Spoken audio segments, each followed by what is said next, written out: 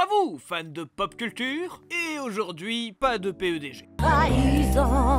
Mais on va plutôt faire une entrée en matière pour un nouveau contenu qu'on souhaitait faire depuis un long moment, qui va nous permettre de vous conseiller des œuvres qui nous ont marqués et qui n'ont pas forcément bénéficié de la plus grande des popularités par chez nous. Car oui, si on parle de manga ou d'animés très populaires par exemple, on a souvent les mêmes noms qui reviennent. Naruto, One Piece, My Hero Academia, SNK, enfin bref, la base. Mais certains grands noms de la Japanimation au Japon ont bien du mal à s'exporter chez nous, ou même à y connaître le succès. Et ça va être le cas de notre sujet du jour, un animé extrêmement populaire au Japon et chez les otaku, mais pas très connu du grand public mainstream. Je veux bien sûr parler de Gintama.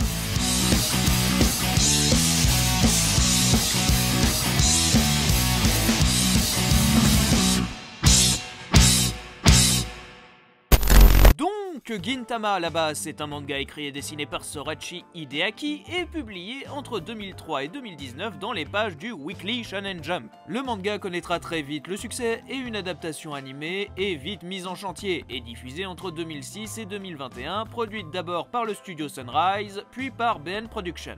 Le manga se vendra à plus de 55 millions de copies au total pour 77 volumes de sortie. Et il faut l'avouer que c'est plutôt impressionnant. Et ce succès il le doit aussi à l'adaptation animée et des ventes de DVD et Blu-ray se retrouvant très souvent au top des ventes. Tout cela engrangera bien sûr un light novel, des OAV et des films dont on parlera un jour.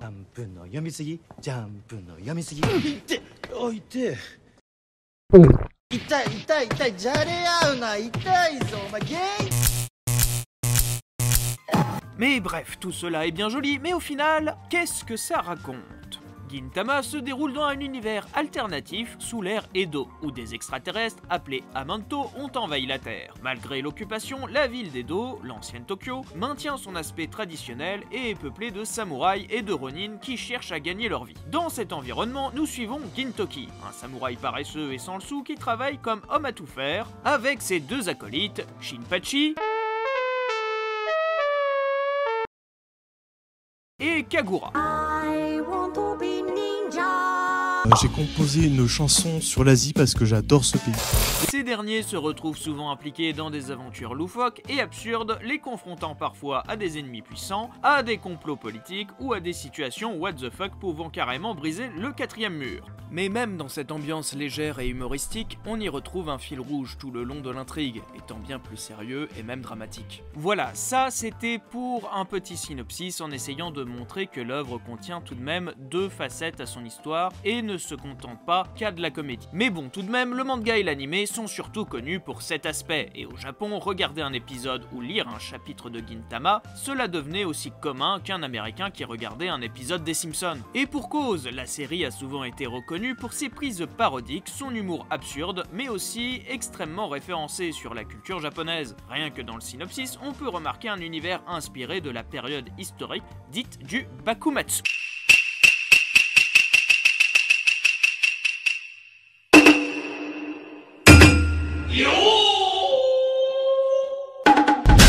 Le Bakumatsu, en gros, cela décrit la période de transition entre la fin de l'ère Edo et l'arrivée de l'ère Meiji. Cette période de l'histoire japonaise s'étend sur plusieurs années, et elle correspond à la fin de l'époque des shoguns du clan Tokugawa et à l'ouverture du Japon à l'influence étrangère, ce qui a entraîné des changements politiques et sociaux majeurs. Pendant cette période d'une dizaine d'années, le Japon a connu une instabilité politique et sociale croissante, avec des révoltes, des coups d'état et des conflits armés entre différentes factions samouraïs et politique. C'est à cette époque que le Shinsengumi, une force de police secrète basée à Kyoto, a été créé pour maintenir l'ordre et protéger les intérêts du shogunat Tokugawa encore au pouvoir. Le groupe est devenu célèbre pour ses méthodes brutales et ses affrontements contre plusieurs bandes d'insurgés. Cette période prit fin en 1868 avec le renversement du shogunat Tokugawa et la restauration du pouvoir impérial. Cela permettra au Japon de passer d'une nation isolée du reste du monde et ancrée dans ses traditions à une nation plus industrialisée et ouverte à l'influence occidentale. Je vous donne rendez-vous très bientôt pour un nouveau numéro de Secrets d'Histoire.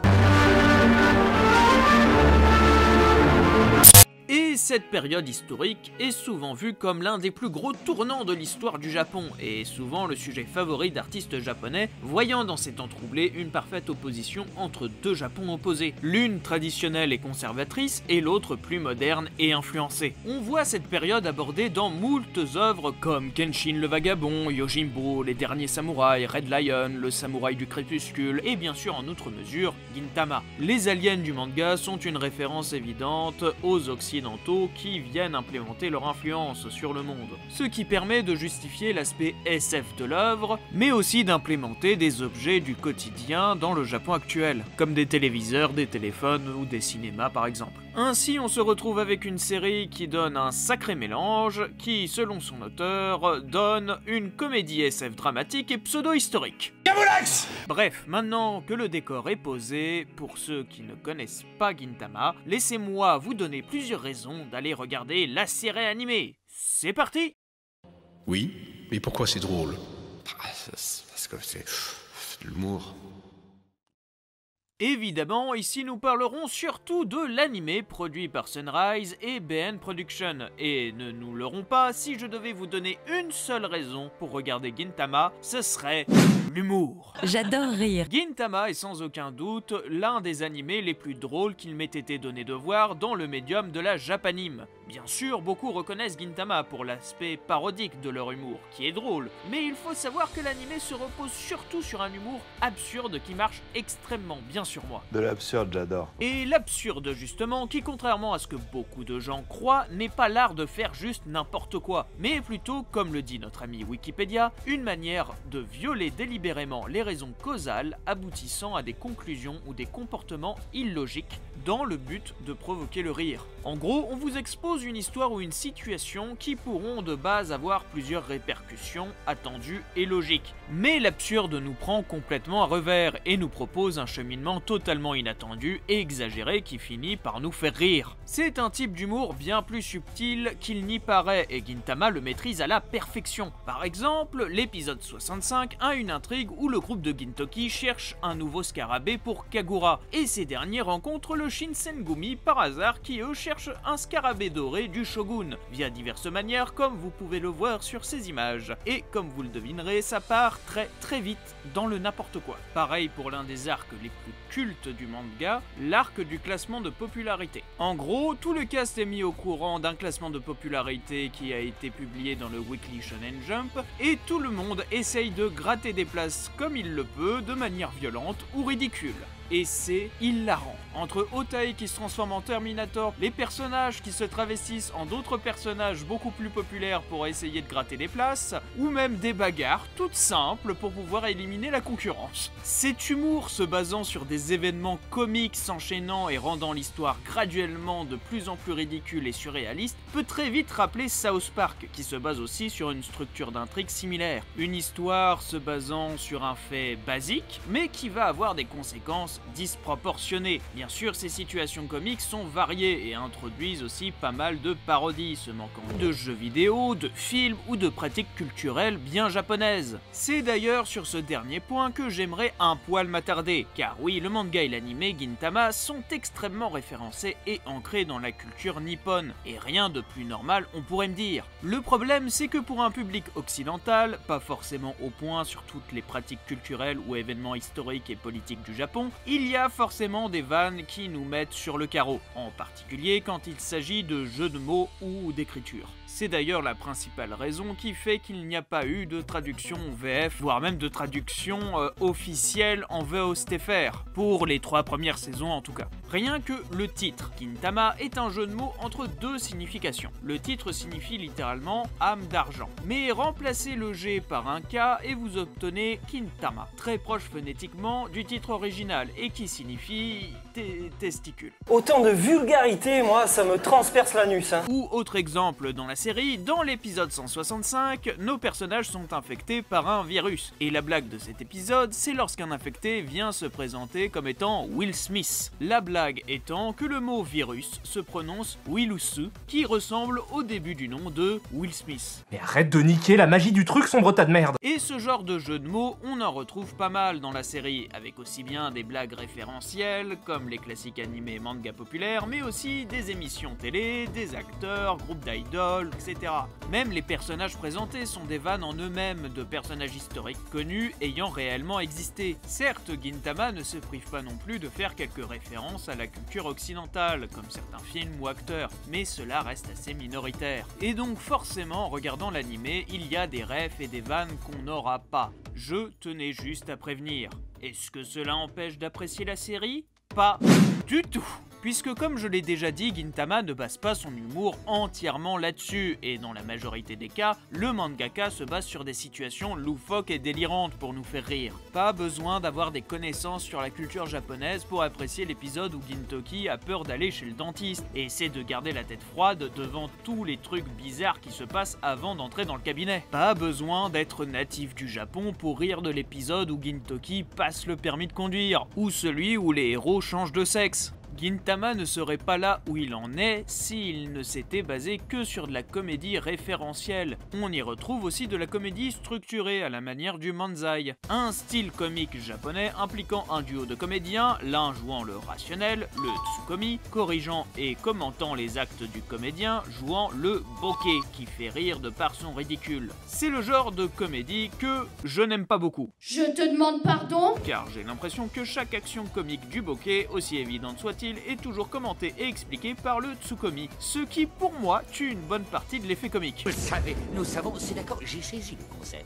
Mais dans Gintama, la dynamique marche plutôt pas mal au vu des situations et du nombre de personnages. On n'échappera pas à quelques commentaires qui rendent les blagues moins subtiles, mais elles ne ruinent en rien le comique de la scène. Donc en vrai, ça passe. En général, l'anime me donne le même feeling qu'avec South Park. La série est tout aussi imprévisible et parfois satirique envers la société japonaise, ce qui est plutôt rare dans une comédie nippone, car dans le pays, on n'a pas vraiment l'habitude de rire des politiques ou des mœurs, contrairement à chez nous. Mais Gintama est l'exception, à tel point que cela a fini par leur jouer des tours avec l'épisode 232 que TV Tokyo, encore eux, C'est moi! a refusé de diffuser puisqu'il moquait de manière bien précise un des ministres japonais. Autant vous dire que ça a bien fait chier les membres du staff qui ont déclaré que personne ne s'était plaint du contenu et que TV Tokyo avait juste pris cette initiative au dernier moment. Ah, je vous comprends tellement. Tu veux qu'on se la donne, dis? Tu veux qu'on se la donne? Mais maintenant, il faut que je vous parle de ce qui est pour moi la plus grande force de Gintama, sa capacité à passer de la comédie burlesque à un shonen très sérieux. Vous savez, parfois, les animés ou mangas se voulant comiques limitent au plus possible leur moment sérieux par peur de perdre le spectateur, qui est avant tout venu voir une série qui lui promet une bonne tranche de rigolade. Mais chez Gintama, c'est pas la même sauce. Alors oui, on pourrait dire que la comédie constitue la majorité de la série, mais les arcs sérieux n'en restent pas moins assez conséquents en termes de continuité, et ces arcs racontent toujours une histoire portant des thèmes dramatiques et forts. Puisque, comme je l'ai raconté dans le synopsis, la série est ancrée dans un univers qui se veut inspiré d'aspects historiques réels, et l'anime ne se privera pas d'aborder des thèmes assez durs, dont plusieurs se basant sur un personnage avec un passé qu'il doit réussir à surmonter. Évidemment, je ne spoilerai pas dans cette vidéo, donc je vais faire une analyse assez en surface de ce côté-là. Mais quasiment tous les personnages de Gintama ont été influencés de près ou de loin par la guerre de Joy entre les Amanto et les humains. Et certains d'entre eux doivent lutter contre un passé traumatisant pour espérer vivre normalement. Bien sûr, le premier concerné par cette description sera Gintoki, dont le passé restera assez mystérieux pendant une bonne partie de la série. Mais via les nombreuses introductions de bien des personnages, on finira par en savoir de plus en plus au fur et à mesure, révélant un passé totalement à l'opposé du ton de la série en général. Et Dieu que c'est bien fait. Faut quand même savoir que bien des films et séries se cassent la gueule à faire cohabiter des éléments tragiques et des éléments comiques, mais Gintama arrive à alterner ces deux phases d'une très belle manière. Le fait est que Gintama assume pleinement son univers et ses délires, quels qu'ils soient. Les personnages eux-mêmes aiment participer à ces folies, et c'est pour eux, comme pour nous, spectateurs, un échappatoire à une vie plus morose et déprimante. Et c'est ce que diront texto les derniers arcs du manga et de l'anime, qui deviennent de plus en plus sérieux sans délaisser le comique. Le ton plus tragique de la série nous fait voir l'aspect comédie comme un temps de paix à protéger et à garder. On souhaite que Gintama et que ses personnages continuent à nous faire rire, donc on veut d'autant plus qu'ils se surpassent, s'en sortent dans leur drame personnel et protègent le quotidien qui les rend aussi drôles. Et ce sentiment de soutien arrive à un point que même des shonen très terre-à-terre dès la base n'arrivent pas à ce level d'attache émotionnelle qu'on peut avoir pour certains des personnages présentés dans Gintama. Si je peux vous convaincre de voir Gintama pour son humour, je peux aussi vous convaincre de la regarder pour son histoire et son fil rouge qui traverse bien toute la série, qui amène son lot de tragédies, de combats épiques et de révélations. Et avant de remercier l'auteur, je tiens quand même à saluer le travail du staff derrière l'adaptation animée. Non, ce n'est pas les coulisses. Je vois la caméra. Ah, c'est vraiment le roi, lui. Oui, j'aime beaucoup parler de mise en scène, et en particulier pour de la comédie, car contrairement à une idée reçue, ce n'est pas si évident que ça que de mettre en scène de l'humour. Des mangas assez drôles sur le papier peuvent vite se retrouver avec une adaptation animée mal réalisée qui ruine beaucoup d'effets comiques de l'œuvre de base.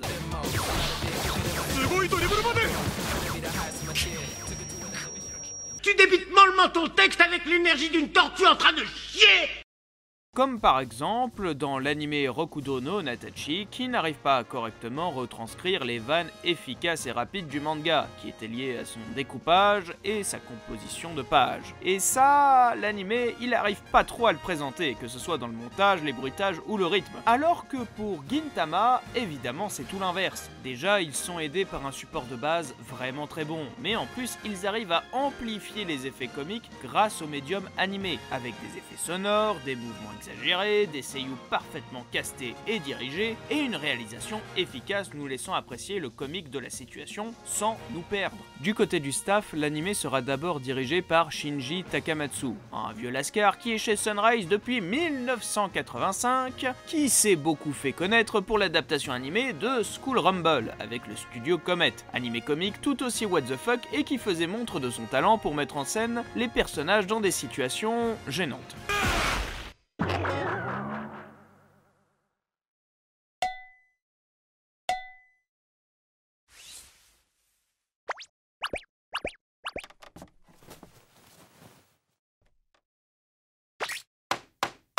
C'est évidemment un réal d'expérience, très pointilleux sur le timing des vannes, il aime le décalage avec un choix de cadre banal et une situation absolument loufoque qui s'y passe, et ça sans montage, ce qui crée un contraste délicieux. D'ailleurs, je vous conseille chaudement une autre série qu'il a dirigée et qui est tout aussi drôle que Gintama à mon goût, c'est Donshi Kukusei no Nishijo, la vie de tous les jours d'étudiants dans un collège pour garçons, avec tout ce que ça implique de plus délirant.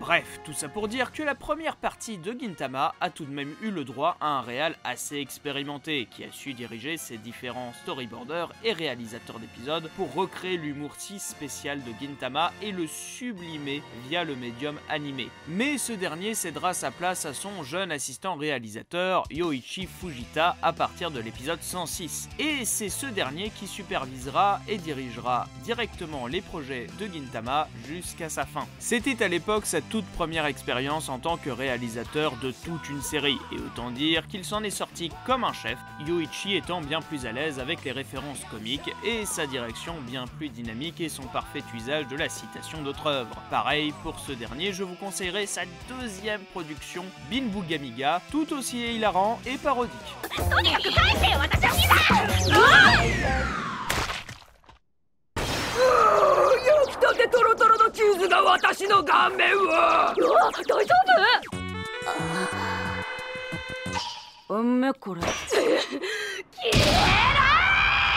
I have several questions.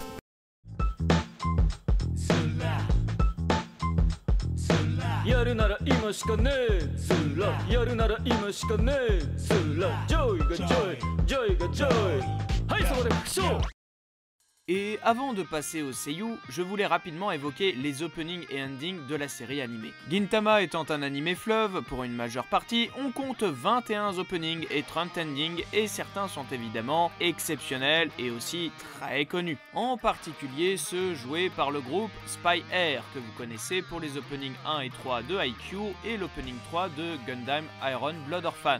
Spy Air est souvent considéré à raison comme le groupe arrivant le mieux à mettre en musique Gintama dans son ton sérieux. L'opening 13 de l'animé est culte et est même considéré dans les meilleurs de toute la Japanimation. L'opening 21, que je vous déconseille d'aller voir au risque de spoil, scie parfaitement à la conclusion de la série. Et l'ending 17, Samurai Heart, réussit également à être dans le panthéon des meilleurs endings de tous les temps. Pour parler des autres openings, je vous conseillerais d'écouter le 5, 9, 10, 12, 14 et 15. N'allez surtout pas au-delà du 17, vous risquez de vous faire spoiler des éléments importants de l'arc final. Pour les endings, je vous conseille d'écouter le 17 bien sûr, mais également le 5, 8, 12 et 26 pour vous donner une idée de l'univers musical. J'aurais aimé m'attarder un peu plus sur la réalisation des clips, mais cette vidéo est déjà bien assez longue et je pense que cela pourrait mériter une émission entière sur l'analyse d'opening et d'ending. N'hésitez pas à me dire dans les commentaires si ça vous plairait. Quant à l'OST composée par Audio Highs, celle-ci est variée, passant du jazz à de la musique traditionnelle et pas mal de rock,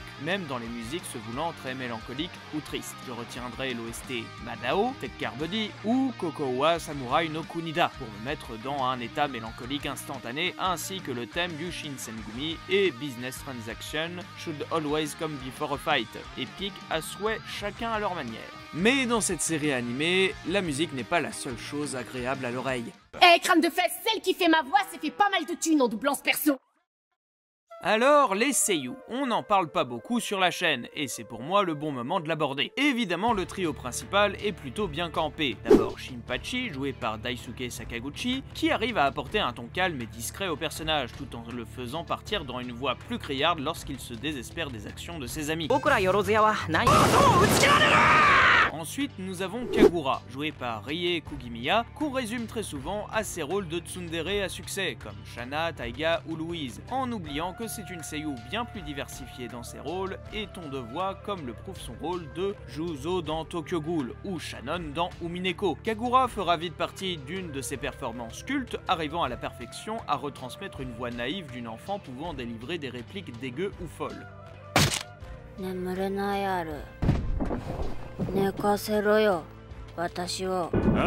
Et enfin Gintoki, joué par Tomokazu Sugita, qui trouve ici son rôle le plus culte. Avant cela, ce dernier jouait surtout des personnages principaux ou nobles dans leur manière de s'exprimer. Le rôle de Gintoki va très vite le révéler dans son potentiel comique, mais aussi sa manière d'exprimer une paresse rien que par la voix. Il suffit de l'écouter et de le voir en interview pour se dire « Merde, mais c'est Gintoki en fait ». Et ça peut être assez rare d'être aussi connecté à son personnage. Le mec s'était tout de même pointé à l'audition en ayant choisi cette réplique du manga pour démontrer sa performance. Ce qui avait fortement impressionné le réalisateur Shinji Takamatsu. Gintoki s'exprime de manière plus fatiguée que les autres personnages. Il a ce petit timbre de voix qui nous dit tout de suite tout sur le personnage en une réplique. Il sait exagérer quand il faut et son expérience dans les animés plus sérieux lui donne une prestance lors des arcs narratifs moins comiques. Tomokazu est Gintoki, et ça se sent, c'est le rôle qui l'a fait exploser et lui a ouvert bien des portes.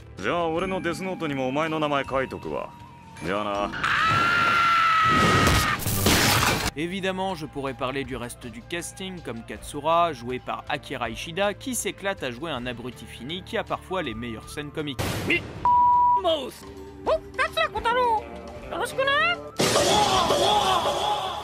Takehito Koyasu, qui joue Takasugi, qui est le méchant de la série et donne la prestance parfaite au personnage. Kazuya Nakai sur Toshiro, qui fait un parfait duo comique avec Gintoki. Yu Kobayashi en ninja stalkeuse folle dingue, juste parfaite pour partir d'un ton à l'autre en 2 secondes. Je pourrais en parler des heures et ça demanderait limite une vidéo à part entière, mais le casting est non seulement impressionnant mais aussi varié avec une multitude de caméos.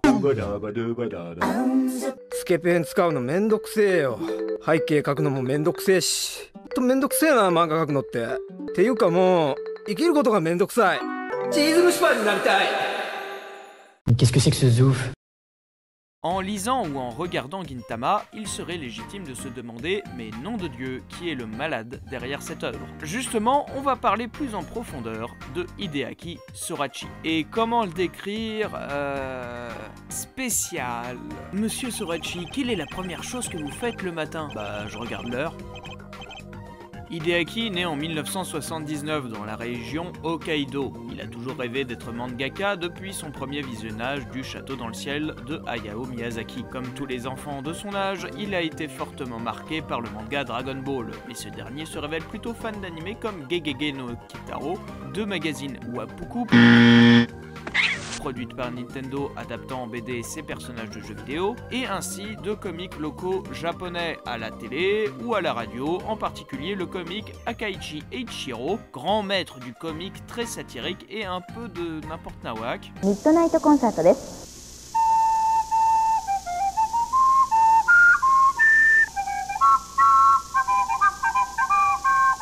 C'est du génie. Ce puits de références comiques forgera bien sûr plus tard le goût pour l'humour de l'auteur, mais son rêve de mangaka prit un sacré coup lorsque son père se moqua des dessins du jeune garçon qui avait à peine 9 ans. Père de l'année! Découragé, il décidera de suivre un cursus étudiant des plus classiques et de ne plus jamais montrer ses illustrations à qui que ce soit. Après le lycée, il intégrera une université pour y étudier la publicité et la communication, un domaine qui mettait justement à profit ses talents en dessin. Mais après avoir terminé ses études, Hideaki ne trouve pas de travail et se renferme très vite sur lui-même, et son quotidien est digne d'un NEET, se réfugiant dans les mangas et les jeux vidéo. C'est à ce moment un peu déprimant de sa vie que Hideaki se remet en selle pour tenter de réaliser son rêve d'enfant, devenir mangaka. Il trouvera un éditeur en la personne de Kohei Onishi et il va plutôt bien tomber car cet éditeur sera de très bons conseils et lui permettra de très vite publier 2 œuvres dans le Weekly Shonen Jump, Dandelion en 2002 et Shirobuku en 2003. Bien sûr, ces 2 mangas ne survivent pas assez longtemps pour connaître le succès et l'éditeur de Hideaki lui conseillera de faire un manga tournant sur le Shinsengumi, vu qu'un drama très populaire de l'époque tournait sur le même sujet. Sauf que bon, le projet sur lequel Sorachi voulait travailler était une série de comédies SF et l'aspect respect historique il s'en battait à moitié les couilles, donc il décida bien d'incorporer le Shinsengumi comme des personnages secondaires. Ainsi, le personnage de Hijikata Toshiro, membre important du Shinsengumi, qui était censé être le héros du manga, sera vite remplacé par Gintoki Sakata, qui reprendra l'idée du design avec les cheveux argentés. Gintoki sera inspiré de la figure légendaire de Sakata no Kintaro, un guerrier au pouvoir surhumain élevé par une ogresse et ami des animaux, basé lui-même sur la vie d'une personne réelle ayant vécu à l'époque Heian, et connu comme étant un grand guerrier. Gintoki gardera que l'aspect grand guerrier vu que Sorachi n'est pas super fan de l'idée d'un héros issu d'une grande lignée. Pour les personnages féminins, Sorachi voulut aussi s'éloigner des archétypes de filles mignonnes de base qu'on pouvait trouver dans le Jump, et il décida de rendre ses personnages aussi drôles et délirants que la jante masculine. Par exemple, pour le personnage de Kagura, il dira lui-même qu'il souhaitait avoir un personnage qu'on pouvait faire gerber et avoir des manières dégueulasses sans pour autant porter atteinte à son aspect mignon. On remarquera d'ailleurs assez vite que quasi tous les personnages féminins sont très vivants et ont des traits de personnalité sur lesquels on peut rire. Tsukuyo et la boisson, Tae et sa violence, Sarutobi et son masochisme, Nobume et les donuts, Otose est une vieille pie, etc. Sorachi voulait surtout créer un manga comique et disait se sentir au début mal à l'aise avec l'univers et ne voulait pas introduire tout de suite des arcs sérieux sur lesquels il n'avait pas encore vraiment confiance dans sa qualité d'écriture. Et c'est peut-être justement le bon moment où on va pouvoir un peu parler de ce qui pour moi rend Gintama aussi différent que les autres mangas du Jump. T'es un minable, un rebut de la société, t'arriveras jamais à rien. Comme je l'avais dit dans une partie précédente, Sorachi a vécu une période assez dure dans sa vie, via sa perte de repères juste après ses études et sa vie de chômeur ainsi que de NEET. soit l'horreur ultime pour tout japonais qui se respecte, la société japonaise étant toujours très à cheval sur le travail qui fait partie intégrante de la vie d'une personne et son rang dans la société. Et le statut de chômeur plus geek renfermé, c'est le plus bas niveau qui soit, il faut se le dire. Et Sorachi l'a bien compris, et on le ressent dans son manga. Gintoki n'est clairement pas le héros shonen neketsu habituel, plein de rêves ou avec un objectif précis en tête. Il n'est pas forcément comme Ichigo avec des intentions totalement pures, il a également bien des vices, mais ce qui le différencie de bien des héros, c'est qu'il ne cherche aucunement à se surpasser ou à atteindre un statut social plus élevé. Gintoki, c'est un homme à tout faire, acceptant les jobs selon ce qu'on lui promet, mais parfois aussi selon son code moral. C'est un héros qui n'aspire qu'à une vie simple, entouré de personnes de confiance. En connaissant le passé de Gintoki, on peut comprendre son envie de garder ce train de vie quotidien, simple et banal. Mais pour lui, c'est sans doute la meilleure des vies après ce qu'il a vécu. Les personnages de One Piece et de Naruto se battent pour leurs rêves et leurs objectifs. Et les mangas qui encouragent d'avoir des rêves sont absolument nécessaires. Mais si tous les mangas étaient comme ça, certains lecteurs pourraient penser « Eh bien, que dois-je faire si j'ai pas de rêve ?» ou « Que devrais-je faire si je ne faisais pas de mon mieux tous les jours ?» Et c'est en lisant Gintama et en voyant que tout le monde y mène une vie paresseuse, ils se sentiront bien plus à l'aise. Même si vous êtes paresseux, vous pouvez toujours suivre votre chemin de vie et vous devez vivre bien comme ça. En bref, pour l'auteur, ne pas avoir de grandes ambitions et aller vers une vie simple est un choix de vie totalement valide, si c'est ce que vous souhaitez. Cela ne paye pas de mine vu comme ça, mais Gintama, au vu de sa longueur, aborde parfois des thèmes, mais aussi des situations assez complexes pour leurs personnages, qui ont pour une bonne partie d'entre eux des problèmes vis-à-vis de leur passé, qui sont tous plus ou moins liés avec la guerre contre les Amanto. Chacun cherche surtout à savoir qui ils sont, plutôt que de partir en quête d'un objectif surélevé, et dans l'espace shonen neketsu, c'est assez rare comme prise de position, qui vise tout le contraire, puisque les magazines publiant ces histoires essayent d'encourager les jeunes à se donner à fond pour ne pas louper leurs études et toujours viser très haut. Mais cette demande d'excellence a toujours été un sacré vice dans ce pays, qui a sans doute l'un des systèmes scolaires les plus stressants et écrasants pour des adolescents. Entre les différents concours d'entrée dans des écoles prisées, les horaires, la surcharge de travail et la pression sociale, il y a peu de place pour quiconque souhaitant aller vers une vie simple et non moins honorable. J'ai souvent entendu dire que Gintama était très gentil avec les perdants, mais je n'en étais pas conscient. On m'a dit que c'était parce que j'étais moi-même un perdant, ce qui est vrai. Mais honnêtement, je pense que tout le monde est un loser. La seule différence, c'est le masque que l'on met. Une fois que vous l'enlevez, que vous regardez à l'intérieur, tout le monde est pareil. Et je pense que je n'aurais pas dit mieux.